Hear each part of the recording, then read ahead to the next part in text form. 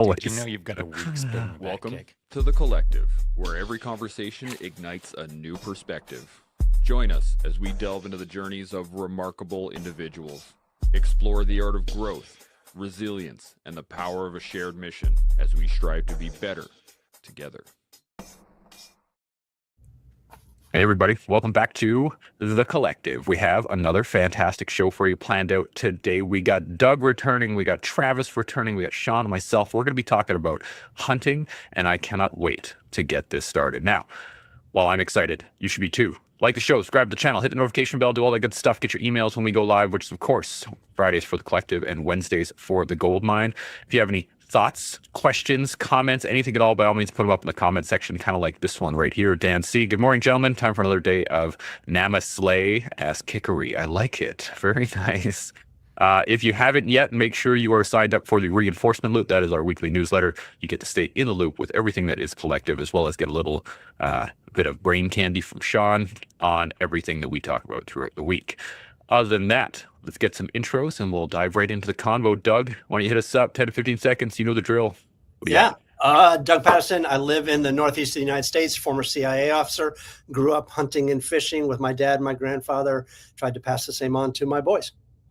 Oh, I like it. Travis, how about yourself? Yeah, name is Travis Bader. I've got the Silvercore podcast, got a company called Silvercore Outdoors over here. And, I love hunting, fishing, spending time in the outdoors. And the idea of talking about this on the collective intrigues me because I'm pretty sure it's going to go into some directions that are going to be quite fun, quite interesting. It's going to be interesting for sure. Sean, how about yourself? How's life out in the mountains? Things are good. I am looking forward to this conversation as well, and that's because of the guys who are on the panel are far more experienced hunters than I am, more seasoned for sure. I did start hunting when when we first moved over to Canada when I was 10 years old, and I hunted all the way through high school, pretty much every single day, spring, summer, winter, or fall, and that's where I cut my teeth on how the world works, if I'm being honest. So looking forward to the convo and learning far more about hunting than I currently know. Well, let's dive right into it. Actually, before we do that, I just got a quick comment on the Instagram side. I hope I do this. KT Hirschfield. Good morning, gentlemen. Good to see you. Let's get into it. Hunting. What is it? When you think of hunting, what is the thing that kicks in your head first? Doug, what do you got? Sustainability, being outdoors, roots. That's a succinct way of putting it. Travis, how about yourself? What are your first thoughts? For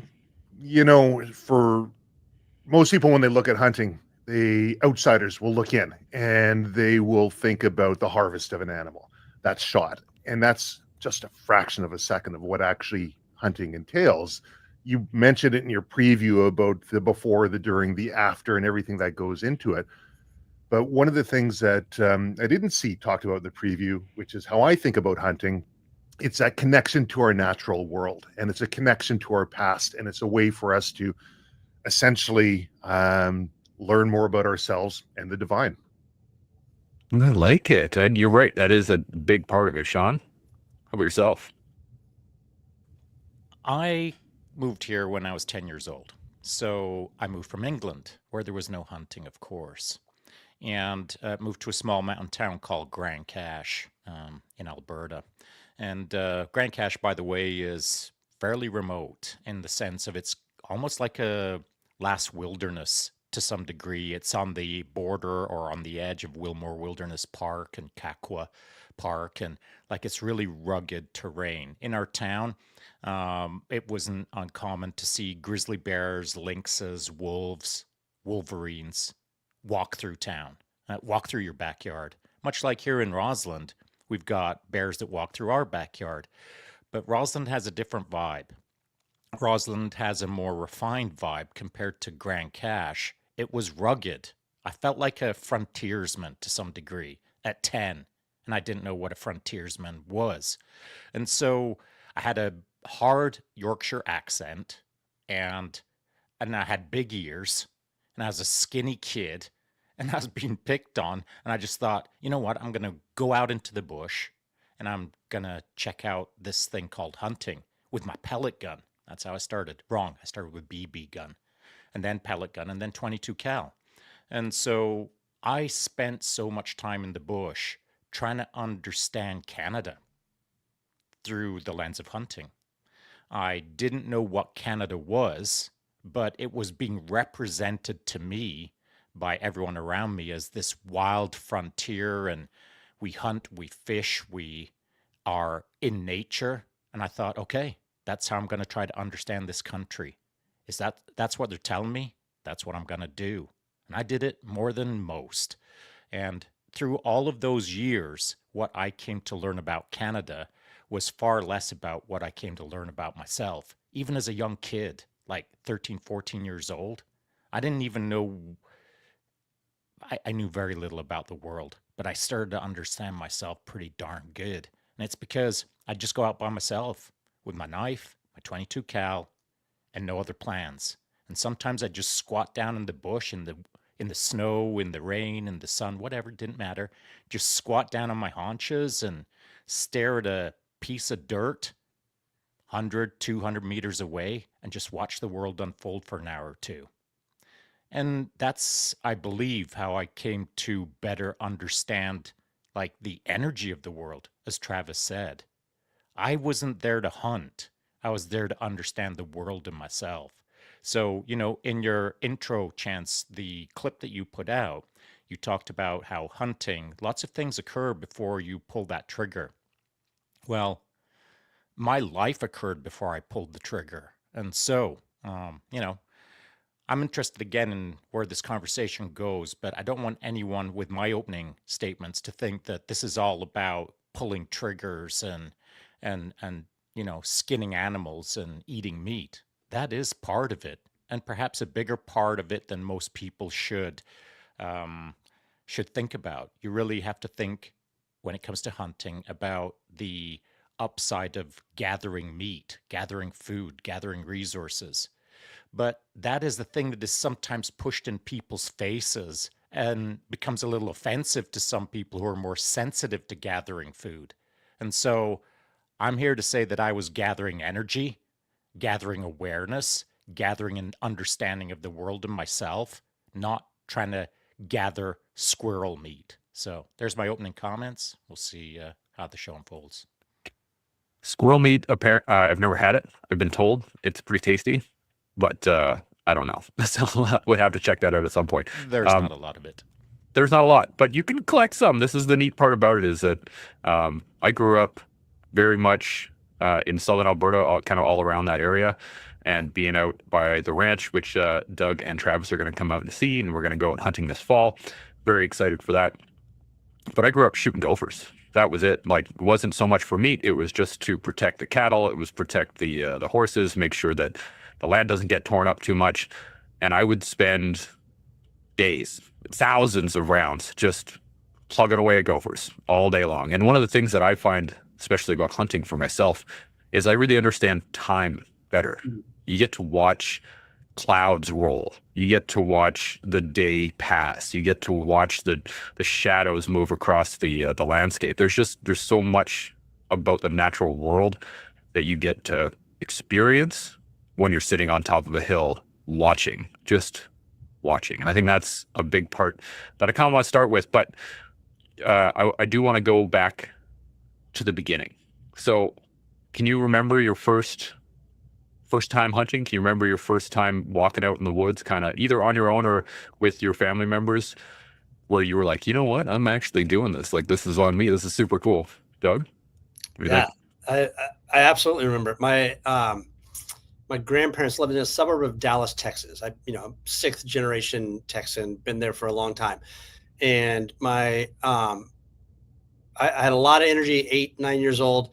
My grandfather showed up. He really wasn't sure quite what to do with an 8-year-old and that had all this energy and didn't have a bunch of other kids around. He said, well, why don't we go hunting? And he said, he handed me a 22 Winchester, like an old pump action Winchester from, the turn of the century. He said, we're going to go shoot some squirrels. And they had a big pecan tree in their backyard that the squirrels were knocking down all the pecans early in the season, and they wanted to have the pecans last until they were ready to eat. And so we sat out there underneath that pecan tree and just shot squirrels. And we sat there together, and he talked about why we were doing it. He talked about the process of doing it. He talked about the safety and the principles behind the firearm. And he shared all this knowledge that was about life as much as it was about hunting. And then we had this kind of mess of squirrels to deal with at the end. And he taught me about taking what you had killed and doing what you could with it in order to continue to respect the animals that were out there, to take the meat and do something with it. And I watched my grandmother ready for us to walk in with her big old cast iron skillets, and we skinned them out, and she fried them up, and there wasn't anything that she wasn't willing to fry in that. So we ate the livers and the hearts and the gizzards and all of that in these little bitty animals, because nothing went to waste. And he really wanted to kind of teach me about all of this and what did it mean, to do that. What did it mean to take a life? And he was a World War II fighter pilot, and he, grew up in the West Texas landscape. And so it was just a really foundational moment for me, even though I'd already watched him and my dad go off and hunt and do those sorts of things. It's the first time for me. I love that. That's a beautiful memory to be able to think about. There's a couple of times I remember sitting with my uncle on the ranch in a very similar manner, just plugging away at gophers. And it's a beautiful thing when you can have those memories on you. Travis, how about yourself? Growing up, my family had a partial interest in a commercial fly fishing lodge past Kamloops. It was fly in or hike in only. And so about 4 years old is when I started going up there, and we had to wear these goofy little belts with the transceiver on it in case we got lost and the helicopter pilot could find you. But I always had at grade 3, I was diagnosed with severe ADHD. And to this day, I got this going on in my head all the time. But when I'm out in the woods, that disappears. When I feel the wind blowing on the back of my neck, when I smell the difference in smells that you can smell if an animal's been bedding down, all the little cricks and snaps of sounds that you hear and the flickers of light that you do, all of your senses start lighting up, and I become present. And I didn't know how to properly articulate that as a youngster, but I knew that was a feeling that I really sought for. And I always wanted to be a hunter from a young age. And my father was with Vancouver Police. He was on their first ERT and a sniper with them, and then in charge of them for a while. And they'd go out on hunting trips. And I get the feeling, because I always said, "Can I come out hunting with you?" And it's probably a boys' trip. And there's probably a lot of drinking and stuff going on. And I don't know how much hunting was actually happening, but he was never into hunting. I never had that mentor relationship growing up, but I would stalk animals from a young age. I would set snares and traps and catch hares and squirrels, eating a lot of squirrel, and they're good. Ground squirrel, apparently 1 in 1,000 will carry the bubonic plague, according to Hank Shaw, who's written on it. So I don't eat ground squirrel anymore. And grouse would be with a throwing knife or a slingshot or a bow and arrow. And this is all well before I had any idea about hunting seasons or licenses or anything. I was 6, 7, 8 years old. So do I remember my first hunting experience? No, not really. But I do remember the feeling that I had as a child, and as I got older, better understanding why I'm having that feeling. And in growing older, seeking out other mentors and people who can share their traditional hunting methods. And I found that that helps deepen the experience even further. I dig it. This is that feeling of presence is such a key thing in hunting. I know hunters that don't get that feeling when they're out there, though, which is kind of mind-blowing, but it does happen. A couple comments here I just want to touch on. Dylan jumped in, said, blessed to have been mentored at a young age in the art of the bow, and that is an art in and of itself. Dan C., I'm not a hunter, but I get that feeling when I'm turning wood. It's the closest I could ever feel to calmness within myself. Yeah, absolutely. The turning wood is a beautiful pastime as well. On the Instagram side, Vagger Daniel Labonte jumped in, said, afternoon, gents and collective family. Good to see you. We got a whole bunch of people over there, actually. Tom Guitar, Laird and Co. Good to see you guys. Awesome. Sean, how about yourself? What your earliest memory? Earliest memory is when we moved to Canada, and I went out with a friend with our BB guns. And again, I've already established we're out in the middle of nowhere mountains in Alberta, and there was no rules, no law. There's no licenses. There was no limitations. In fact, I'd walk out of my house anytime I went hunting, right up until I graduated out of high school. If I was going hunting, I just threw my rifle either over my shoulder, hanging onto the barrel, and walked down the sidewalk or the main street or wherever through town. Didn't much matter until I hit the bush line. Or I'd throw it on a sling and just walk through the back alleys and hit the bush line. Once I hit the bush line, which was in about 3 to 5 minutes, depending on which line I wanted to enter, then I was gone and I could do anything I wanted. And I like that feeling, man. Being able to do whatever I wanted was satisfying to me. But I remember when I went out with my friend and we didn't really know what we were doing. And I started looking around and vibing, as I like to think of it, on nature. And as I was vibing, I was seeing and hearing and probably smelling things that I know my friend wasn't, because like I'd start saying, "Hey, did you hear that? Did you see that? Can you smell that? Hey, I think there's something." And just it wasn't happening for him.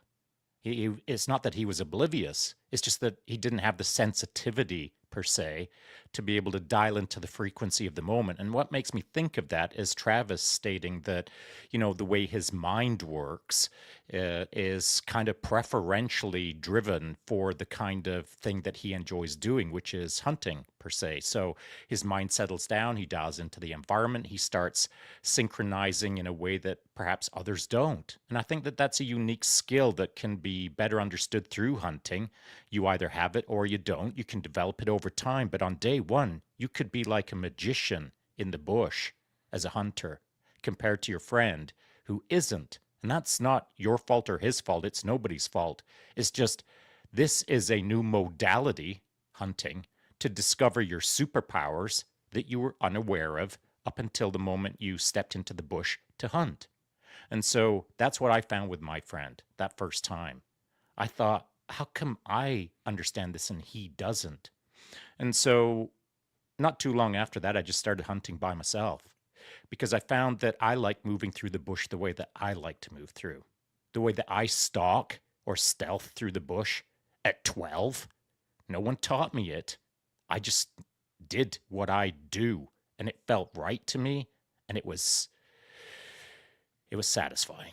And so I found a way to, in my first hunt, believe it or not, understand that not all people are the same. And I think that's a really important realization, that when you step out with a slung rifle, the person standing next to you who you know one way, you'll get to know them another way. And so that's kind of the interesting observation I made on my first quote unquote BB hunt. I like it. The thing that clicked in my head there is that, like, being able to tune in to the natural world. And Travis, you were saying, ADHD, or that you were diagnosed with ADHD early. Do you think that that the amount of stimulus in nature helped with that? Do you think just because, like, when you actually tune into nature, there's so much going on, right? Most people from the city, they go out there and they're like, oh, there's nothing happening, but there is always stuff happening. And do you think that has something to do with it, Travis, at all?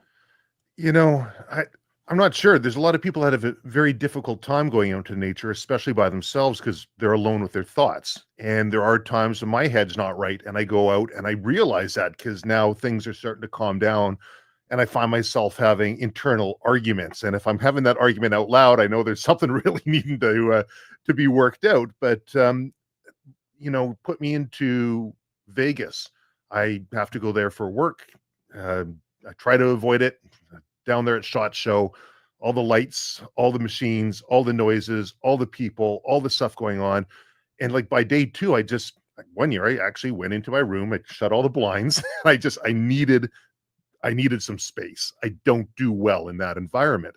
I've learned that about myself later on. If you judge a fish by its ability to climb a tree next to the monkey, it's always going to be found wanting. Put it in the water and look at it go. And that's kind of how I feel when I'm out in the woods. I don't work well. Some people do, but I don't work well in the city. All of that stimulus.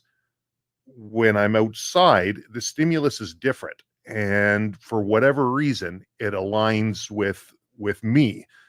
And like I would go out as a youngster, and hopefully I have some food I can pack with me, whether it be like a sandwich or an apple or whatever it was. I got my first rifle at 5, little takedown 22 Stevens, custom made to fit my small frame, and I still held it like it was the heaviest thing in the world.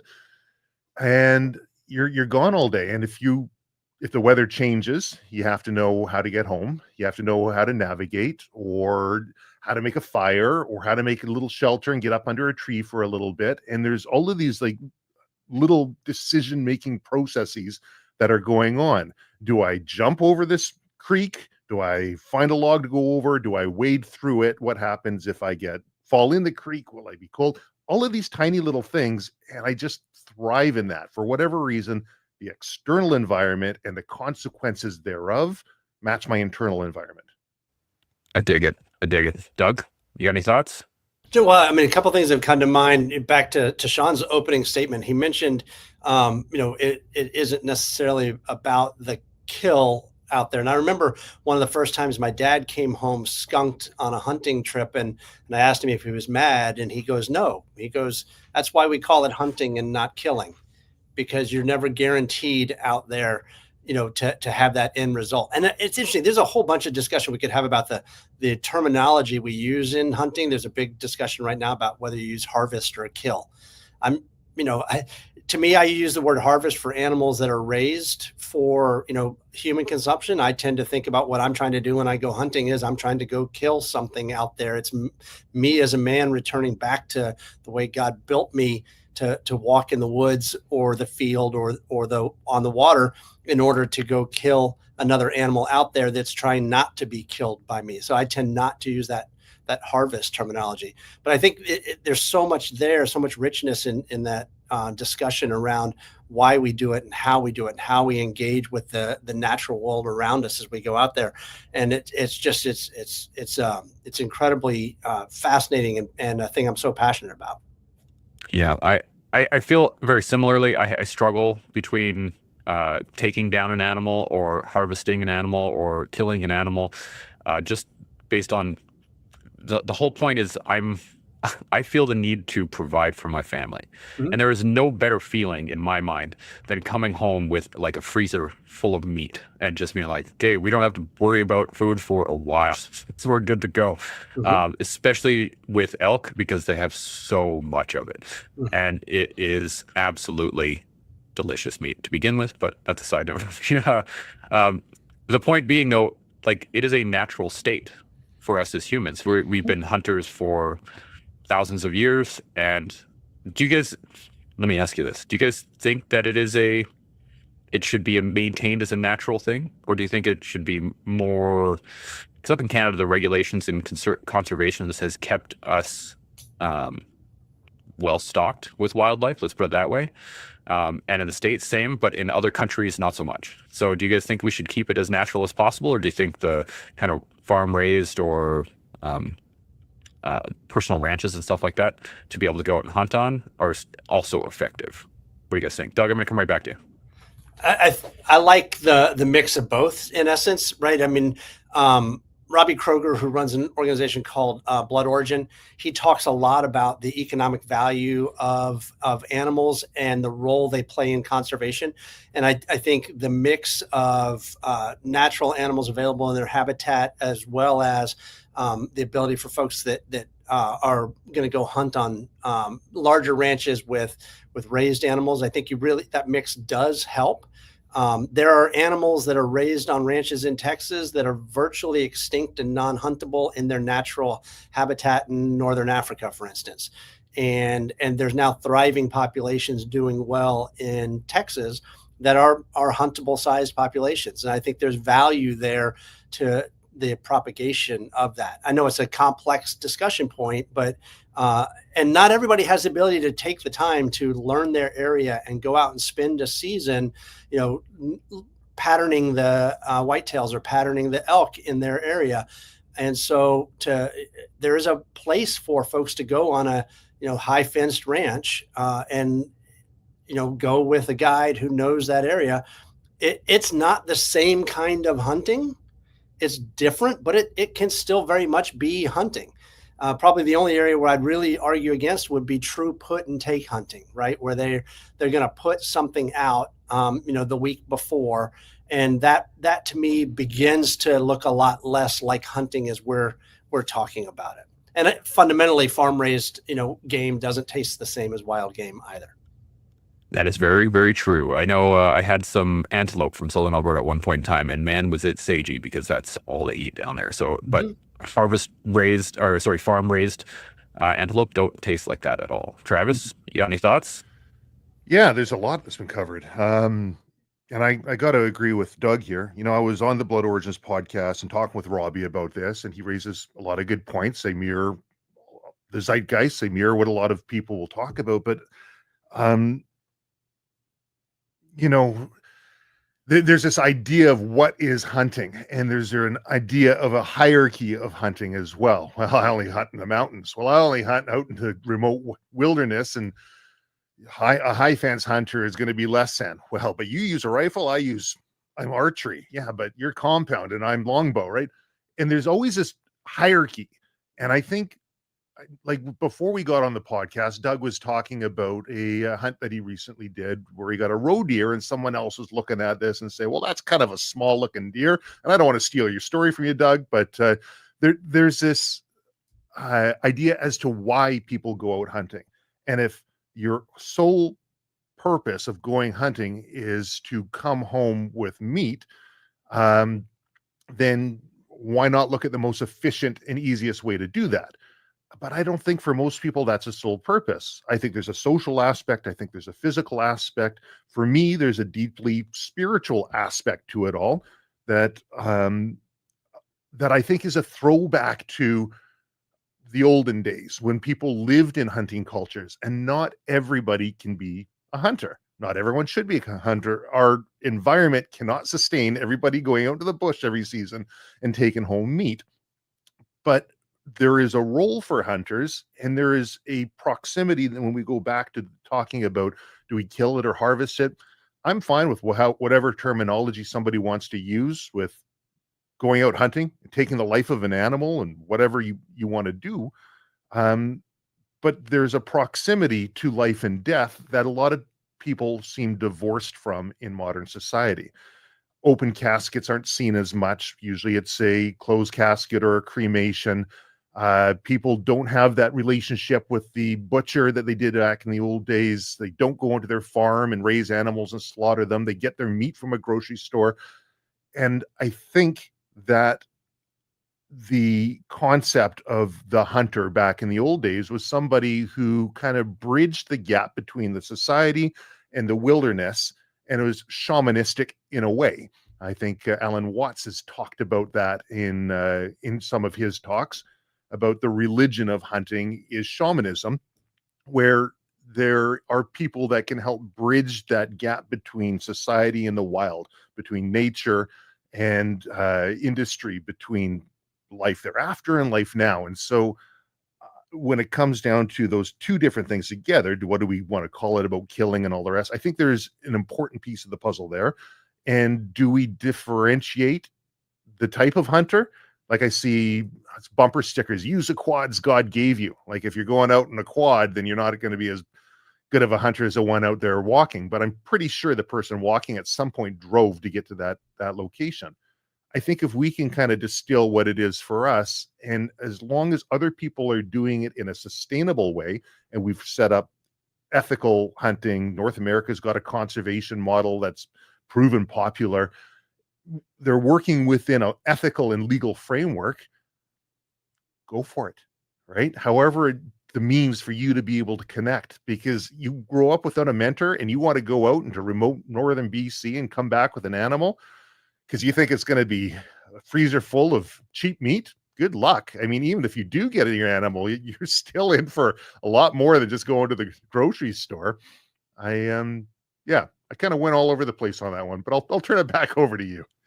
I dig it. The beautiful thing, and I think this is something that most that don't hunt don't really understand, is that the shot is where all the work begins, right? Like there's all the walking and all the looking and all the glassing and all the getting in position. You finally get your shot. You take your shot on the animal and it goes down. And that's like and it's a high moment. Yay, sweet. And now you have 3 hours worth of skinning and gutting and cleaning and quartering and backing and bagging and then walking back and forth, because like that's when all of the work begins. So you have this really high elated feeling for an instant, and then you're like, okay, and then you got to dive right back into it. And actually reminds me, Sean, I want to hit you next on this, is that it kind of reminds me of Recce in that, and to Travis's point, the bridge between kind of the main body and the external world, the frontiersmen, the mountain men, the people that were the mixture of both. They would walk into the city, kind of get supplies like you used to do. You'd walk back into camp, grab your stuff, and then off you go back out of the wild. And then you'd be bringing kind of that wildness back to the team, back to the crew. Sean, you got any thoughts on any of this? I do. So, just directly to your point, Chance, I remember distinctly the first time, I was a young buck in the army, and I wasn't even recce qualified at this point. I think I was all of about a year in, and we were moving through the tree line, and I had my FN-C1A1 7.62 millimeter stick, and I kind of started slowing down because I was looking at dirt in front of me, and I just kind of instinctually slipped into young Sean, pre-army Sean. And as I was patrolling along, I slowed down and I started identifying track. And so I just did what I do. I didn't give it a whole lot of thought. I was just curious as to the moment. So I halted the patrol, put everyone down on one knee, and I'm a buck private. I'm like a nobody. And I've got the patrol behind me halted, and the patrol in front of me is keep moving. But I had to know. I had to know what that track was. And so, I didn't have Nomex gloves at the time. I just had my bare hands. I just put my fingers in the track and thought, oh, that's fresh. I wonder where that's going. And then I just got the patrol moving again. My curious mind needs answers, and nature will provide them if you get engaged with it. And so, to Travis's point, the big city per se isn't that great for his brain, but nature is. And I think that a lot of that has to do with your ability to be empathic or feel. I've been called, I've been titled as someone who's quite has a lot of empathetic feeling. I can feel the world more so than most. And so when I'm in the bush, when I'm in nature, I feel nature. And when I'm in the city, I feel the city. But the city feels oppressive. And here's why it feels oppressive to me. Because the bandwidth that the city provides is so freaking obvious. I mean, it's assaulting you. But when you get out in nature, the bandwidth that you're surrounded by is nuanced. There's granularity to it, whereas there isn't any granularity in the city per se. And so I loved nature for its subtle messages, for its almost invisible energy that I had to hunt in it, the energy hunt. Whereas in the city, it's assaulting you. You've got to evade it. And so I can understand why Travis would want to take a day off with the blinds down in Vegas, because I feel the same way in Vegas. I feel like there's a billion people in my head in Vegas. I feel like there's a trillion people's worth of energy. I feel like I've got to be wearing Kevlar to sort of shunt some of that off. And it's not like a fearful thing. It's not like I feel like I'm being assaulted. It's just that I don't care for it because the bandwidth is so freaking obvious. It bores me. It irritates me, and I don't like being around it. But in nature, I'm hunting. I'm not hunting an animal per se. I'm hunting the invisible forces of nature that aren't assaulting me. It's where I've got to be a Sherlock Holmes, where I've got to be a detective, where I've got to really pursue the atomic structure of the feel rather than having house bricks thrown at me of feel in Vegas. And so I wanted to raise that point in respect to Travis, because I believe that hunting as a whole is you hunting yourself. You are hunting who you are out there. The animal is the proxy. The squirrel, the rabbit, the goonie bird, the whatever. Doesn't matter. Name an animal. That's the proxy. You're hunting you. And if you aren't having a good day out there, that's because you ain't having a good day out there. It's not the rabbit. It's not the goonie bird. It's you. And it doesn't matter how many goonie birds you get. That won't satisfy you if you ain't satisfied. And so then what's it all about? When you tie your hiking boots on and grab your rifle and saunter out into the tree line, what's it all about? Why are you heading out there? Are you really going out there just to get the elk? Because if that's all you're doing, you've totally missed hunting, in my opinion. And so I'll just throw that out there. We'll see where we go. I like it. Doug, it looks like you got something on your mind. What do you got? No, I'm just thinking about Sean's talking about hunting yourself, which I get. I think equally it's returning to yourself, right? It's returning to the pieces of who you are that you've had to put on a shelf to go be in the world around us today, that you've had to take off core aspects of who you are as a man in order to function in this world that tries to settle you down. And so I think it's a bit of returning to that wildness. It's testing yourself and testing skill sets. You know, we talk, obviously we've all talked about life in various tactical aspects of use or lose, right? And so I think hunting gives us real world opportunity to regain and hone skills that if we don't use them, we will lose them, we'll weaken them over time.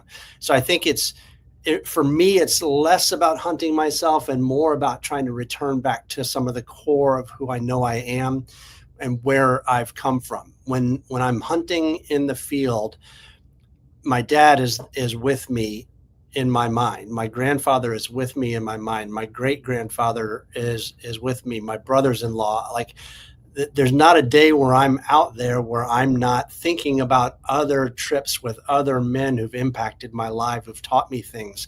And so there's so much in that of coming back to, and then being open to where does that lead me? Ooh, Hey, I like listen, that. Doug, I got to throw this in here because, as I said at the start of the show, like I have no idea where this conversation is going to go, but I'm here to learn. And I'd never thought of it that way because I never had anyone who brought me up in hunting. My dad never picked up a rifle. He never fired around downrange. And so, and my mom, obviously, she didn't either. And so my friends, you know, as I said early, I like to hunt by myself. And, you know, I hunted with buddies, but none of us knew any better.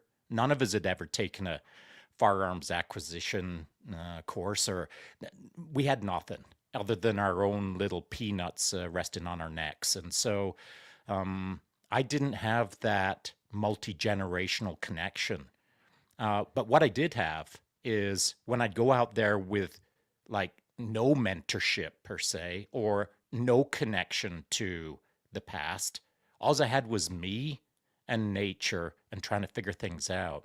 And I said I was hunting myself, and I still to some degree believe that that is correct, but I got to amend it with your add-on of I was returning to myself, but I was returning to something that I didn't understand at the time. So I feel that if I can play with it a little bit, I was having to hunt out into it while still trying to return to myself. So there's this tension perhaps of these two things occurring at the same time that as a young boy or young kid, I knew nothing about. And so hunting, for me, hunting taught me a lot of things that I didn't even know I was learning at the time. And you saying what you just said right now is just kind of giving it an interesting little twist for me to be able to look back on the past like 50 years ago and think, yeah, you know, that's probably what was happening. Doug, you got anything else? Looked like you had something. No, I'm good. It's just literally a flood of memories comes through me as even in this conversation, because Travis talks about connection to the divine, right, in this. And, I believe God created me, right? And in that, I think he created me with skill sets that I'm still discovering now, but he created in me the desire to go do certain things. And so even in that returning to myself, it's both returning and finding at the same time, Sean, I think is what we're both landing on. It's a combination of that finding who I am, but part of who I'm finding is that part of me that was always there. And how do I then take that and go with it from here? I like it. Well, it's fair to say it, now that I think about it, a lot more. What I have said for a long time now, and Chance, you can, argue with me or not, but I feel like I've said it 100+ times on the podcast, that ever since I've been a kid, like from as far back as I can remember, like 5 years old kind of thing, I was telling every adult that I could that I want to be a soldier because I felt like I was a warrior. I was born with this feeling inside of me that I was supposed to be X. And I was seeking X through the proxy of hunting, through the sharpening of my buck knife before, I even skinned my first rabbit. And so, like, I have a warrior spirit in me that I'm still trying to discover, I don't think I'll ever fully understand it, but I am hunting that spirit on the daily. This morning before we jumped onto the podcast, I did my one and doneer, as I call it. I was standing in front of the heavy bag, did a quick spinning back kick. The video took 60 seconds, and I came straight up and started prepping for this podcast. That one and doneer is like hunting to me. I'll stand in front of the bag, I'll feel my space, and then I'll understand my shot, and then I'll take my shot. And that's the shot done. And then I came upstairs and started processing the hunt that I'd just gone through. Since I started hunting as a young boy, I've looked at the world as a hunter. When I say one and done, I'm a trigger pull as the example. I have trigger pulled most of my life as a one and doneer. It gets my best trigger pull in the moment. That's the hunt. The moment in front of me is my trigger pull in nearly everything that I do. And so I think that the idea I'm trying to put across is a chunk of my life was designed through hunting, the feeling of setting myself up for that trigger pull. I dig it. I really enjoy this speech, and I was getting this image when you guys were talking of finding pieces of ourselves when we're out hunting. Like that's the seeking of it, is that we're constantly looking for little puzzle pieces to oh, this is me, perfect, and you can like add it to yourself, and you get this fuller picture of who you are. I find when I'm out there, and there's a stillness I think that you need to find where that piece goes, because you can pick up all the pieces you want of yourself, like, ooh, that's fancy, ooh, that's cool, and you can seek those things. But to integrate them takes time. It takes stillness. It takes the ability to just sit with it and go, is this me? Is this who I really am? Is this a part of what I want to do? And this kind of lends itself into the next piece I want to go to. And I'm just got a couple comments I want to hit up first before we dive into some questions here. But KT Hirschfeld jumped in here, said it's that primal nature. Not only am I as a hunter hunting the animal I'm after, but also the awareness that there might be some other prey animal tracking me. Awesome insights, gentlemen, 100%. And when you're out in country that has predators, those predators are hunting you too. So there's that piece as well. Tommy Guitar jumped in, said, my first deer, I didn't even remember the trigger pull. There was so much adrenaline. That's a huge piece of this as well. Your first actual harvest, first kill, it is nerve-wracking. Like your adrenaline peaks, and like just trying to keep it all together and make a clean shot is tough enough, but to be able to do it well, and then over time you start to get kind of used to it, but you still get the jitters a little bit. Travis, you got any thoughts before I move on to this question I got for you? Yes. Yeah, no, I got a lot of stuff. I don't know how eloquent it'll be. It's all over the place with all my notes I've been taking, but I can work my way backwards. So Craig Weller, Building the Elite, and he talks about the energy that you feel and the nerves before pulling the trigger, and ways that people can mitigate that. And he actually wrote an article on it, and it's, if people want to see it, it's up on the Silvercore website. and he takes a look at it from a performance coach perspective, somebody who coaches high performance athletes and how to calm your system for that. It's interesting. Most of the time, now I've gotten the nerves. I won't say I haven't gotten the nerves, but most of the time I compartmentalize that, and in the moment, am just concentrated on the process, and maybe I'll feel that afterwards. And I do that for most things. I caught a steelhead, my first steelhead I ever caught, and I was out with this other guy, and he's Mr. Steelhead, and he got me into the great location, and this is on the Squamish River, and I caught the things. Like, aren't you excited? I'm like, I'll feel the excitement afterwards, but right now, I had to get the steelhead in. Then I caught my second one on the same trip, and then the third one I hooked into, and he's like, "This is unheard of. Like, why are you jumping up and down?" But that the process of managing that is going to be, I guess, different for everybody.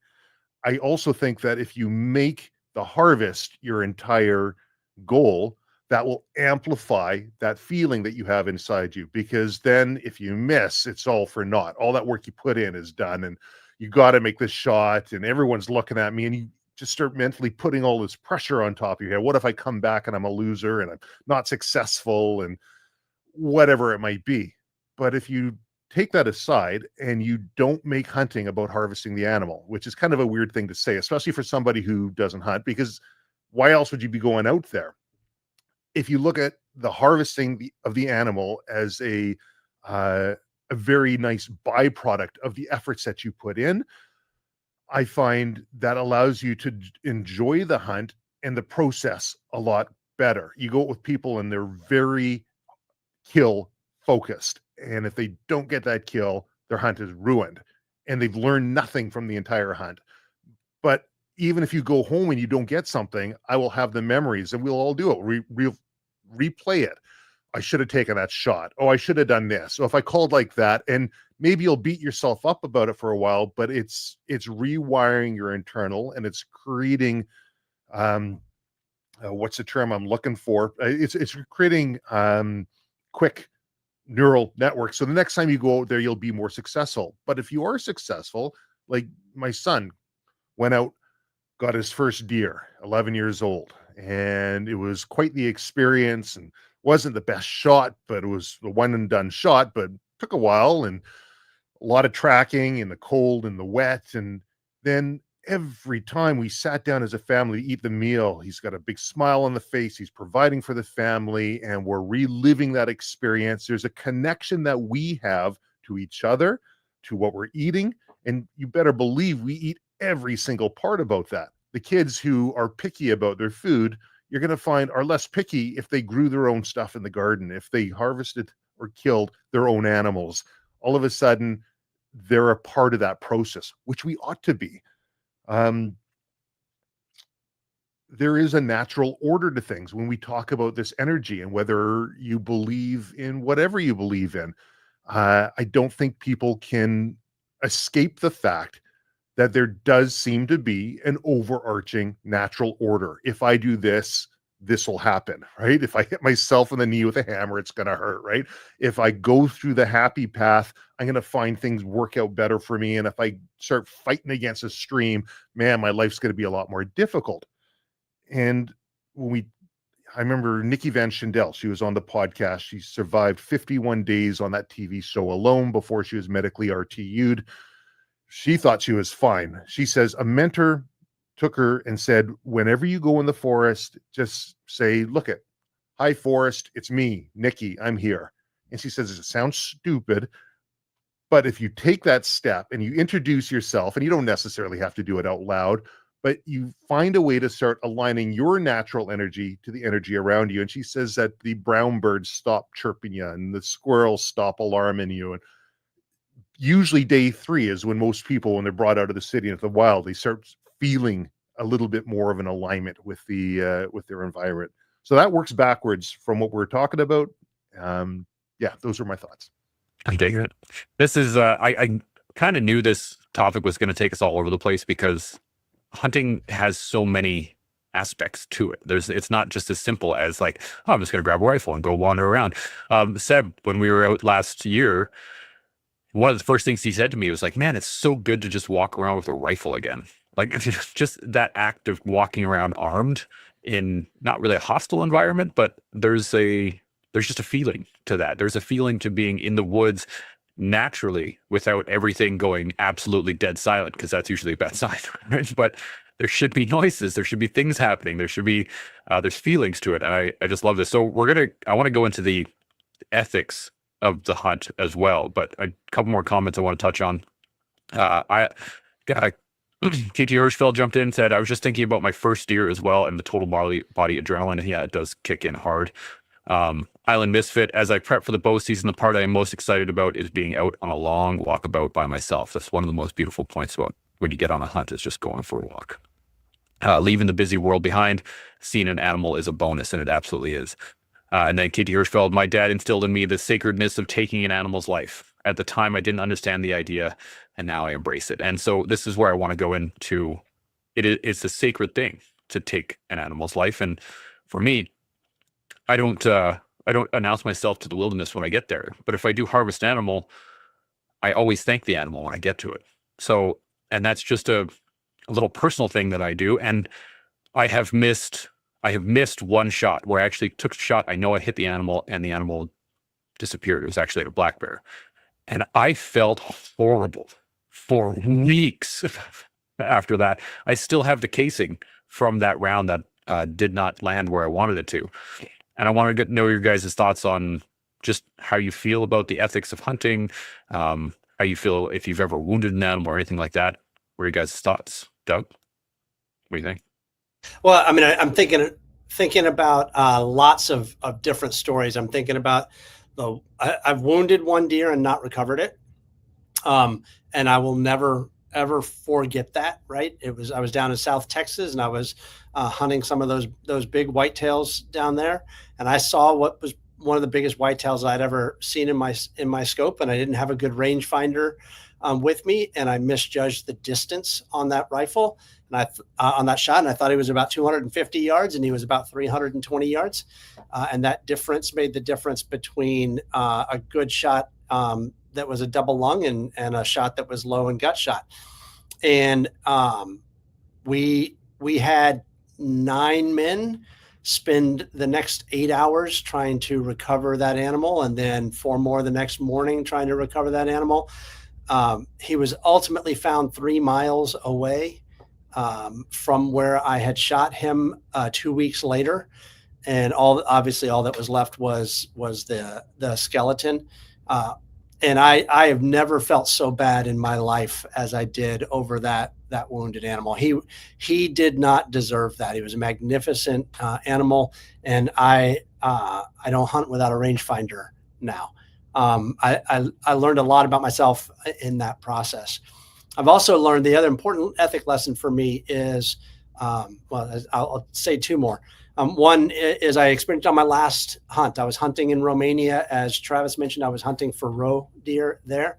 And we were under pressure because we were running out of time.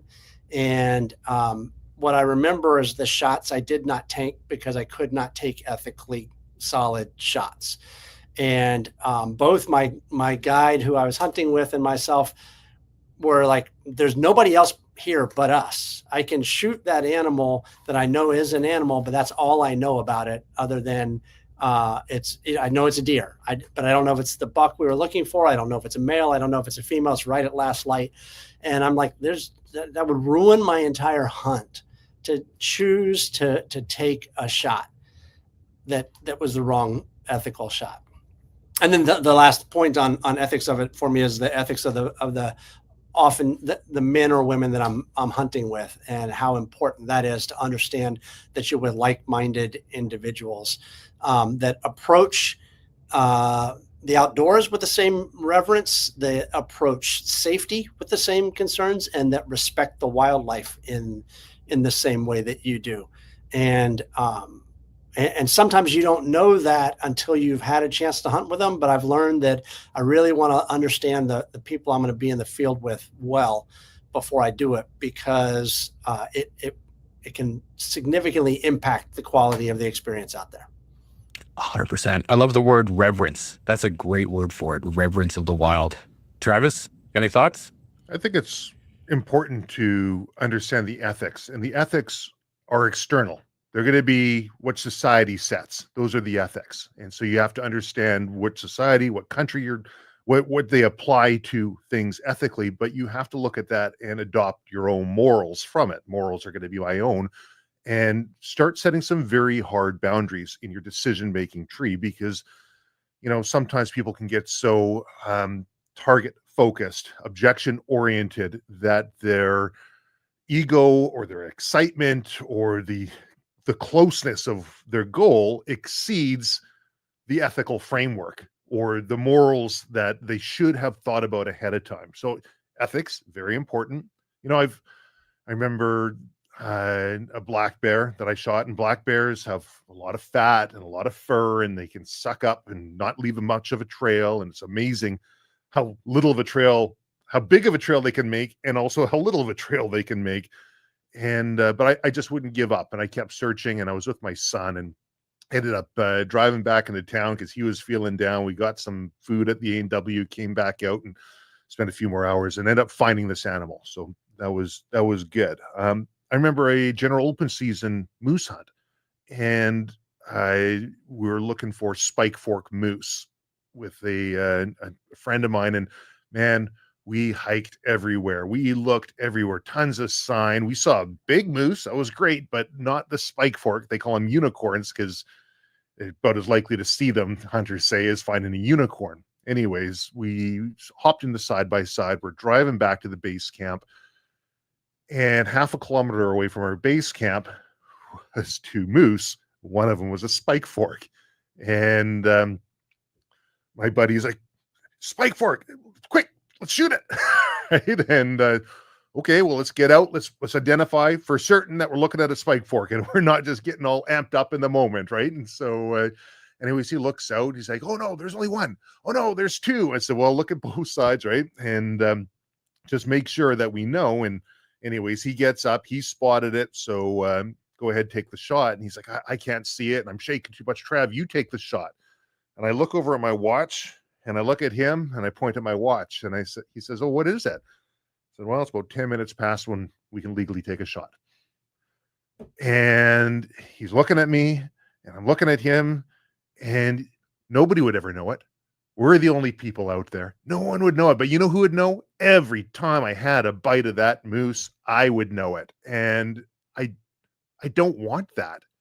So we said, okay, well, let's just let them go. And these two, they walk around the corner. We give it about 15 minutes, and we start the engine up. We go up. They're right there, even closer to our camp. They're just not there. Standing broadside would be a perfect shot. Sorry, you can't do it. You have to have very hard standards that you can quickly look to and assess yourself against. Shoot, no shoot. Do I do this or do I not do it? So ethics, yes, very important. And then find out exactly how you apply them to your own morals. Ooh, I love that. It's a beautiful line. I got a comment here from Dylan. He was like, "I took a 700-yard shot with a 7 mil at an elk and could not figure out why I did not hit it. That day I stopped hunting until I learned from Bob Furlong how to shoot and how to be a master of the craft." And this is the key for like myself. I don't shoot outside of 300. I know I can, but I won't, because I know inside 300 I will hit what I'm aiming at. And if I'm outside of that range, I'm sure I could still hit it, but I can't be as precise as I would want to be. And so like I put that hard limit on myself. And as you said, Trav, sometimes you just got to put a line and say, this is just not happening. This elk right here that I got on the wall, I got him 3 minutes into active hunting light. Like 3 minutes. And I was watching the clock, just waiting for my opportunity. Sean, you got any? What you got, Trav? Yeah. I should add one more thing for people who aren't hunters, who don't realize it, or who are new hunters. If you hunt long enough, you're going to be presented with those difficult decisions.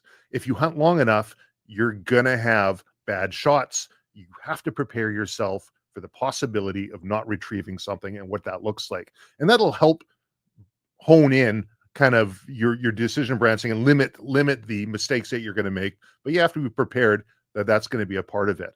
And whether the animals now have a meal, the wolves now have something they can eat when it's out there, however you want to look at it, you want to limit that as far as possible, but it's a part of it. I mean, You can't stick your finger in the bowl of water and not expect to see ripples. Ooh, that's a good line. I like that. We might have to use that on a clip. Sean, you got any thoughts? Or expect your finger to get wet. What I will say is this: ethics and morals. That's a great delineation there, and I wasn't taught any ethics. Like, as I already established, I grabbed my BB gun, threw it over my shoulder, and headed out into the bush, and that's how I started hunting, without any instructions, without any ethics, without any mentorship or raising up in the culture or the spirit of how it should be done appropriately. So I was making up my own rules up out there on the daily, and my rules were driven by my morals. And so first time I ever shot something and didn't get a clean kill, it was a goonie bird up in a tree. Last light, saw the silhouette of it, took the shot, and heard the shot hit, big dull thud. And as goonie birds do, it kind of was hanging out on the branch there for about 60 seconds until it realized it had been shot. And then by the time the signal got to its brain, 60 seconds later, it just started flying away. I was like, what? So now I'm like generally getting where this bird is going at last light. And now I'm humping through the tree line trying to find this goonie bird. Never did find it. I felt terrible about it. And I didn't know why I felt terrible other than, I don't like an incomplete process, but just something inside of me didn't feel good about it. But no one ever sat me down and talked me through that. I had to sit myself down and talk myself through it. And I think, to the point, if you hunt long enough, it'll teach you what you need to know, whether there's someone next to your shoulder or not. But if there's someone next to your shoulder kind of passing along advice and wisdom and experience, that just expedites the process. It makes the understanding who you are more efficient. But you don't need a mentor, though you should try to find one.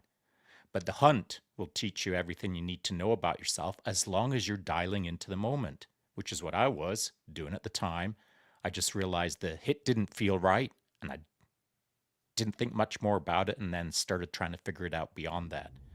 But I think that's like a lot of things in life, going back to what Travis said earlier in Vegas. If your world is so bandwidth sizzling that you can't like settle in and feel who you are in your center, in your soul, in your grounded spirit, whatever you want to call it, if you can't feel these things because of all of the noise, then it's harder to understand what your morals are in this moment. And so, if you want to kind of understand who you are, go out into the silence of nature and hunt something, anything, yourself. Go find yourself, go back to yourself, hunt yourself. Just create enough space so that you can feel who you are. You don't need anyone to brief you on who you are. You can step out, sit down on a log with a rifle or a slingshot. And just the very act of having a slingshot in your hand, now you're hunting. And when you're hunting, the world feels a bit different. You dial in a bit more. You feel a little bit more of the granularity, or at least I do, because that's what I tell myself I'm doing. I'm there to feel the invisible nature rather than the visible nature. And so grab a slingshot, go see who you are morally. I got a question for Sean that I got to ask though. Sean, what's a goonie bird? Because we don't use that terminology down here, and to me, it's a C-47 that we did our jump school training out of. So, what's a goonie bird? It's just a partridge or just a grouse. grouse. Yeah. A grouse Okay. sitting Thank up in you. a tree. Yeah, We call them grouse or partridge. So yeah, I just, that's right. You know what? We named them goonie birds way back in the day as kids because of the very reason that I said, like you could shoot them and they were so goony that they wouldn't realize that they'd been killed until 30 seconds later when they just fall off the branch. Like the processing unit in a goonie bird is not that fast. So, yeah. I spoke go with ahead. a guy who raises grouse. He says, actually, they're rather clever, but their defense mechanisms are limited to their camouflage. And so they will rely on standing as still as possible and their camouflage and hope that the threat passes. So when everyone calls them road chickens or goony birds or fool's hens or whatever term they want to use, he would argue that they are using their camouflage in their best possible way. Yes, to allow my bullet to pass directly through them. Because you can see them completely silhouetted right against a background that does not camouflage them. I just call them delicious. Delicious. Really I like are. it. The breast, goony bird or grouse breast is good for sure. So, and this is another piece that I kind of want to touch on is afterwards. We've talked, the hunt itself, and we've talked about the ethics within it, and the separation between morality and ethics, which is a great delineation. But we have you're harvesting meat. You are actually taking a piece of nature, you're bringing it home, and then you're sharing it with your family. One of the things I love about hunting is when I can hand like a frozen roast off to a friend of mine and be like, hey man, here you go, enjoy, have a great one, or some steaks or some jerky, or like I still have some pepperoni sticks from this guy actually. So a couple of years on, and being able to share, being able to provide, I think that's a big piece of it. And there is no better meat I've ever had than fresh backstrap right after a kill. Like it is unbelievably good. So I want to get your guys' thoughts on that, on the sharing of it, on the harvest itself, on the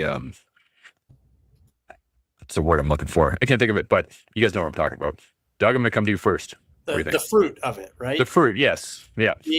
One of my favorite experiences, a few years back, we went to Africa and did a hunt in Africa. And one of the great things about that was we got to taste a whole bunch of different game animals. And so every evening, as animals would come in, we'd go to the skinning shed, right? Which was the place on this concession where they'd bring the animals, you'd skin them out, you'd start to prep the hides and the skulls, and then begin to butcher the meat.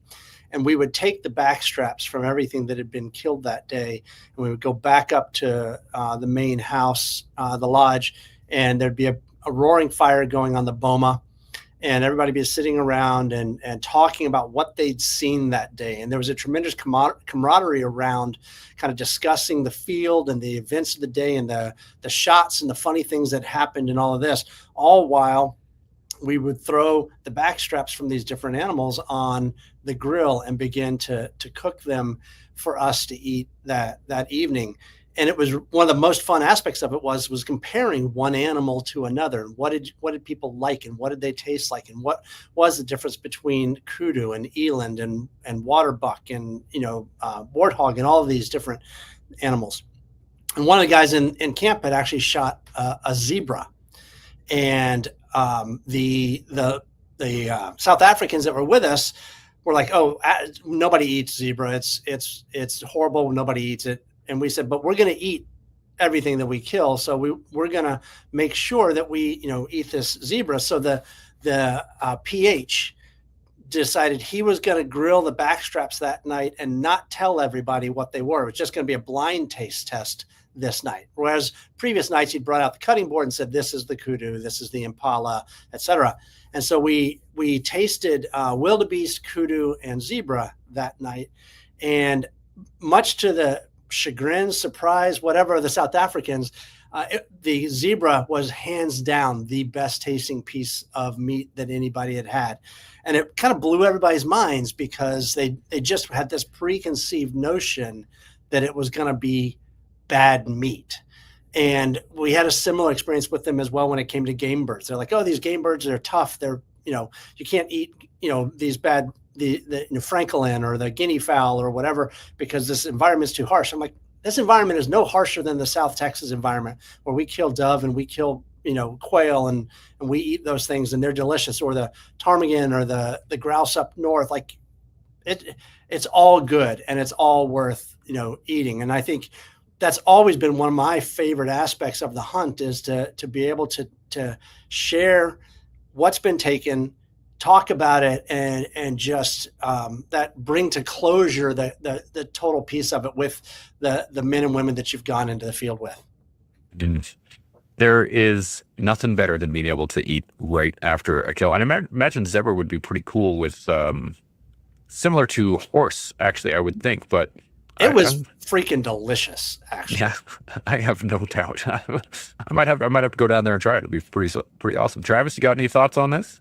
Yeah, it's funny, talking with zebra there. I was on a hunt in Texas last season, and buddy pulls up. He's got this cool, in his Austin area, little drive-through butcher shop. They come in, everyone comes out. They got their animals, but they have a big list of all the different types of animals they have in Texas, and zebra was one of them that they process there.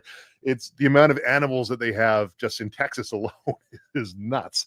But you're talking about the after the hunt and the sharing, and for me, my after the hunt starts at the beginning. So I look at making sure that we have ground rules set before we even start going out hunting so that we can have a good after the hunt. And what I mean by that is, like, if you're a new hunter and you're looking for mentors, make sure that there's somebody who's going to be, choose them wisely, that they're going to have values that align with your own, that if you're hunting with a group of people, that their values align with yours. So when things get hard, and they can often get hard, people come together as opposed to falling apart. And one of the really easy ones is, okay, so if we're successful on the hunt, how are we sharing the meat afterwards? Because everyone's got different ideas and rules on it. And if you get that groundwork ahead of time, and I usually just go by, I don't care. If I get it, it gets split between everybody, right? And that way, whoever takes a shot, if they wanted the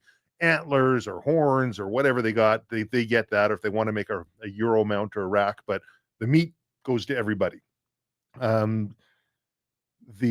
So that will help for no hard feelings afterwards, not leaving and saying, I put all this work in and totally got gypped or whatever it might be.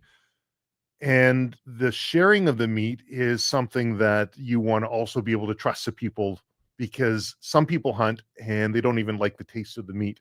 And maybe they don't like the taste of the meat because they're shooting dumpster bears, or their handling of game meat afterwards is just atrocious. So I want to know the person and how they take care of the meat and how they deal with the animal before I bother saying, sure, I'll eat it. I enjoy having people over and sharing the meat that I have. And, it's also kind of neat. So my wife's a Red Seal chef by trade, and we do all of our own butchery.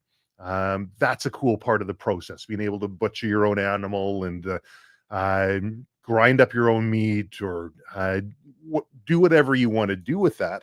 And sometimes it gets a little, like, we'll use a tongue. We're having elk tongue tacos tonight. We're putting a recipe together for another company that was looking for a game recipe. And some people look at that and say, that's the most disgusting thing in the world. Well, it sounds disgusting. You look at a tongue and all the taste buds, and it kind of looks disgusting, but it's actually magnificent. It's really good. And if you prepare things properly and a little bit of education and know how to process these things, it normalizes things that have been lost through the ages. I like the fact you bring up the preparation, because that is such a key part of all, not only the cooking, but preparing yourself for the hunt itself, making sure that you're all good to go with the people you're with. Like that, preparation is such a key thing. And that, I said it in the trailer, the hunt doesn't start when you step into the field. It starts way longer. Like, my wife and I are already figuring out what the menu is going to be for when we go hunting. We're already planning on what we're going to prep for it. We're already planning on the tent and the cots and making sure everything's set up so that everybody's good to go. I'm excited for this hunt. It's going to be so much fun. Sean, you got any thoughts? Two thoughts. One is the preparation before you go out to the hunt. As Travis said, the realization that the prep work begins as you discuss the back end of the hunt, of the harvesting aspect. And so you can learn a lot about a person as you're having that conversation with them. And I think that is really what hunting does, is teach you about yourself and those around you. And it's a super important aspect that the entire panel has brought up, that you need to synchronize up with the moment before you head out into the moment.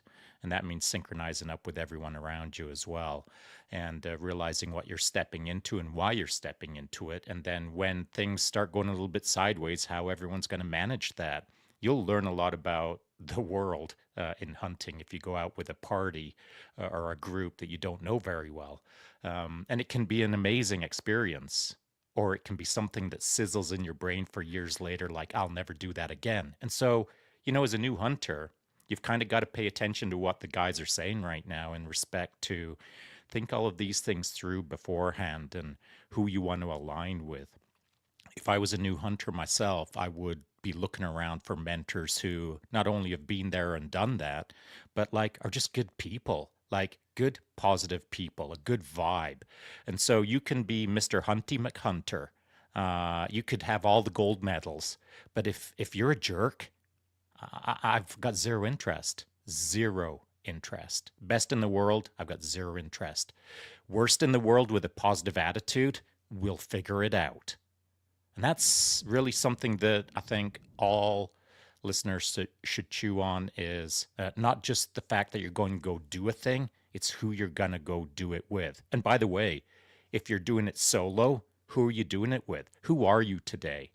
When you step out that door, where's your head at? Where's your soul at? Where's your emotions at? Why are you doing what you're doing? Because you can step out of that door to hunt, and I've done it myself when I was a kid. You can step out angry, and the hunt is angry. And I'm not saying you're slaughtering all the animals in the bush, but you're not doing it right. And so you got to get your Zen moment on. You got to get like grounded with who you are and why you're there. And as a kid, that's difficult. But if you're an adult, you should be looking around for guidance for those who have been there and done that and really thought about these things many, many times. And it doesn't mean that they're right and you're wrong. It just means that it's another point of data. It's another bandwidth that you get to absorb and realize I've got things to learn here from this person, and you want to be learning from the right people. So that's a thought. The other thing is when you're out there killing or harvesting, whatever you're gathering, whether it's squirrels or rabbits or whatever, as a young kid when we were getting rabbits, when we were getting them, I would think, this is for my buddy's cat. And so, like, I'd skin that rabbit proper to take back to a cat that couldn't care less. But the entire process of the stalking the rabbit, on my hands and knees, scurrying through bush that's about this high off the ground. I'm 13 and I'm leopard crawling through rabbit trail not to disturb the bush so that I can get my rabbit to take back to a cat. But it all made sense to me. It all made sense as a kid because how I was doing it right as far as I was concerned. And so it's not like I was plugging holes in rabbits and just leaving them all over the place. They were for the cat. And so whether it's for a cat or for a person, I'm not going to put any more love into it for a person. I'm just going to do it right. As I said before, if you're going to pull the trigger, you got to pull it right. And right is right and wrong is wrong. And you can have all sorts of gray areas in between that if you wish, but that's not what I wish. I wish to have either good or not. And I focus on doing it right, and rather than doing it mediocre. So taking it back to cats, you should be doing it right. Taking it back to humans, you should be doing it right. Because the hunt isn't about just providing loving food to a big Thanksgiving meal table. It's way more than that as far as I'm concerned. I dig it. Doug, what do you got? I saw you saddle up to the mic there. Yeah, Travis got me thinking about the sharing aspect of the meat and, kind of thinking about that. And it reminded me of going back to some bird hunts where, oftentimes when you're on a big game hunt, you've got one person with a rifle who's going to take a shot at the animal, and you may swap off who gets to do it or whatever. But, when you're bird hunting with a group of folks, when those ducks are flying in or when the pheasant have flushed from that field, there's multiple birds in the air oftentimes, and you may have multiple people shoot at the same bird. And that sharing comment really got me thinking back to times when you got to measure the integrity of the other hunter based on how they handled what might be a group shot bird. Was it theirs? Did they acknowledge it was a group bird? Did they, insist on giving it to you because it was your bird? And it's a silly little thing, but you it forces a discussion right there about, hey, was it my bird? Was it your bird? And I've seen relationships fracture over, a single duck that was shot because they couldn't both acknowledge it was a group bird. So you take this one, well, I'll take the next one, sort of thing. And it's interesting what it can bring out in folks. It's not always a great part of it. And so I think it goes back to that comment we discussed earlier about understanding the individual ethics of the people that you're choosing to spend time with in the field. What's important to them and why are they here? And what is the goal of this hunt, which really is about this experience together that you want to share with others. And at the end of the day, I define a good deal in business similarly to the way I define a good hunt, which is at the end of it, I look at it and go, I would do that all over again every day of the year if I could with these same people. Yeah. And this is one of the reasons I'm super excited for you guys, for you to come up and for Travis to come out. And we're going to have Seb there as well for the hunt. Sean, I think you should just bring your camera and come with, and then we could all be hunting stuff, but you don't have to have a rifle on it. But well, hang on a sec. First of all, I'll be overseas, but let's hang on a sec because I was going to raise this subject maybe later in the podcast. This is for everyone who doesn't like the sight of blood. Mm-hmm. Or whatever it is, like if hunting is putting you off for whatever reason, somehow you feel like it's just not your jam, well, grab a camera because now you're hunting. And so when I have my camera in my hand, I am hunting. I am recon. I'm doing that thing. And it's not like I'm out there hunting for the perfect shot. What I am doing is I'm out there feeling my world, connecting with it on a level that allows me to connect to the essence of the moment. And I think that's what hunting is for me. If you hunt long enough, whether it's with a camera or with a rifle, if you hunt long enough, eventually you stop seeing a target. You just see the world the way that you're supposed to see it. You, over time, will see the world that you need to see. But you don't see that on day one, and you don't see it on day 1,000. You might see it on day 10,000. But if you hunt the world long enough, whatever that means to you, eventually you'll see the target differently. And so when I've got a camera, it's not like I'm putting crosshairs on someone. I'm trying to capture their soul. I'm trying to capture their essence. And, is there a relationship to capturing an animal's soul in that way? And I know that that's kind of taking it to a bit of a fine point with not quite religion, but spirituality. And it's a bit of an edgy topic per se, but are we capturing an animal's soul or are we just killing an animal? What do you think? This is a good question. Now, I just want to preface this. We are running a little short on time, so we're going to have to shut her down here in a second. But I do want to hear you guys' thoughts. So, Travis, what do you think on that? Are we capturing the animal soul through photography? Is that the question, or through hunting in general? Hunting in general. Hunting in general. There's a whole belief system in there, but if we believe in energies and we believe in a universal energy, then we're taking part in that energy. Even going to the grocery store and getting meat, there's an energy transfer. If we're to believe that the purpose of life is not the destination, but rather the journey, then why not submit ourselves to the journey in the fullest way? And I believe that you are now taking steps to make your life more full. That's the whole time value money, time value experience idea. Or I could just go to Amazon, I could pick it up because what's my time worth? Time value experience. Well, maybe I make this thing myself because it's going to be more meaningful to me afterwards. Same with hunting. I think that falls into that. I can go to the store and get meat. I can go out hunting, and there's going to be a deeper connection with the natural world. And am I harvesting their soul? No, but feel like I'm connecting with the natural world and the energy in a deeper way than I would than if I just purchased meat. Bam.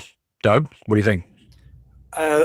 There are a lot of things I know. There's a lot of things I don't know. And I know with certainty, I do not know the answer to whether I'm taking an animal's soul or not. I will find that out at some point later in time. But I love what Sean talked about. You don't have to even carry a weapon in the field to be a hunter. Before my wife passed away, she hunted with me many times and almost never carried a weapon, but she had a passionate love for the outdoors and being with me, doing something that we loved together. She loved watching the dogs work when we were bird hunting. That was a tremendous passion of hers. And so there is room in the field for many folks who may want to learn about hunting without necessarily having to kill something. Yeah, I totally agree. And I'm going to go so far as to say that, yes, Sean, I think we are taking a piece of that animal soul if we choose to. And that's where, like, I personally, I thank the animal when I harvest it in that regard, is that I am taking a piece of it and I'm taking it, and not so much just like taking it like, oh, now I get to possess it. I'm taking it in as a part of me now. I get to consume a piece of it. I get to attach that to myself forever on from that point. And I think that's what you got. So, and I know Doug has to bounce, so I feel terrible that I brought up such it's a juicy one to kind of dig into right now, just before he's got to bounce. But just the logical chain follow on is then, Chance, if you are taking on part of that animal's soul per se, and I know we're using loose language now just to kind of the spirit of the conversation, then, 3 years from now, when you're walking up a mountain, do you think that you've got that animal with you? You know what I'm saying? I do. And yes, I do. This guy in particular, I got him 2 years ago. And every single time I go out to the ranch, every single time I go out to that area, I not only remember it, but I get to relive it. I get to see it from its eyes, from the way it came up the ridge side, the way we interacted between the two, him and I. There's a piece of that always sticks with me. And every hunt I've ever had, I have a similar thing. Every time I go back to those areas, every time I eat that meat or I do those things, I think it absolutely does for me. I maintain it throughout. So I have a couple of comments I just want to touch on, and then we'll do some final thoughts, and then Doug can bounce because I know you got a hard timing. Stuart jumped in here. He said, I heard about spear hunting tribes in Africa who truly believe that photos being taken of them were stealing a part of their souls, and they would go bonkers about it. Absolutely. There was throughout. Dylan says, I want to be on that trip. I know you do. There's lots of people that want to be on that trip with me. Dan C says, it's all about integrity. Life is guided by your integrity, which is 100% true. KT Hirschfeld says, as a woman, it's important for me to find a hunting partner who didn't patronize me. Instead, someone who saw me as an equal. Bill and I have been hunting together now for 20 years, and this is a key point. I wish we had more time to go into it, but we don't. I want to get one final thought from you guys. If you could leave one piece of advice, one hunting principle for future generations, what would it be? And we'll use that as our final thought. Doug, let's you first. I would say share what you've learned with others. It's a blessing. My father and I are going on a pheasant hunt this fall together. And he called me last week and he said, I'm going to bring my shotgun. He said, but I'm probably not going to carry it because I'm 80 now and I don't feel steady enough on my own 2 feet to walk a pheasant field and carry the shotgun and be safe in consideration of the others in the field. And yet he's making this effort to go out and create this opportunity for us to go share a hunt together. And it'll be the last hunt. Probably the last hunt we share. And I've been gifted a lifetime of incredible experiences through hunting with him and through his hunting with his father and his father hunting with his. And none of that would happen if it hadn't been for these men committed to sharing this passion for the outdoors and for the animals and for becoming the men we're supposed to be with me. So if you have an opportunity, as KT was looking for mentors, be a mentor to somebody else and share it with somebody. Bam. I love it. Travis, what do you think? To try and keep it short, because I got a lot of different things, but the short version is don't fool yourself into thinking that you're so different from the animals that you're out there hunting, that you're man, woman, and there's the animals, and then there's the fish. We're all in it. and we all are animals. We all work together in a different way. They're going to be stronger, faster, better eyesight, better things in different ways. And the second you can divorce yourself from that ego portion of it's me against them, and you can interject yourself into how we work together in the natural flow and work within nature, I think you're going to find that your approach to hunting and your approach to nature is going to be more beneficial to yourself. Beauty. Love it. Sean, what about yourself? My advice would be this, or my one point to anyone out there who's considering first-time hunting or has been hunting for a little while, and it's simply what I've been trying to say throughout the entire podcast, and that is find a way to connect to the bigger world around you through any means possible. And if hunting gives you that sort of more intensive pay attention to the world, then that's what you should try and do.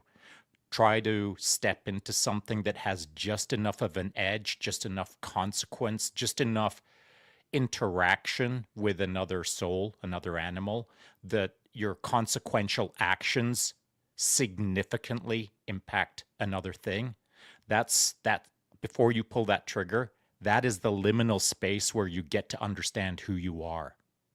And that moment is something that we all need on the regular. So if hunting can provide you a better understanding of your internal self, your morals, and then the ethics around you, then find a friend and go hunting. That would be my only point. I love it.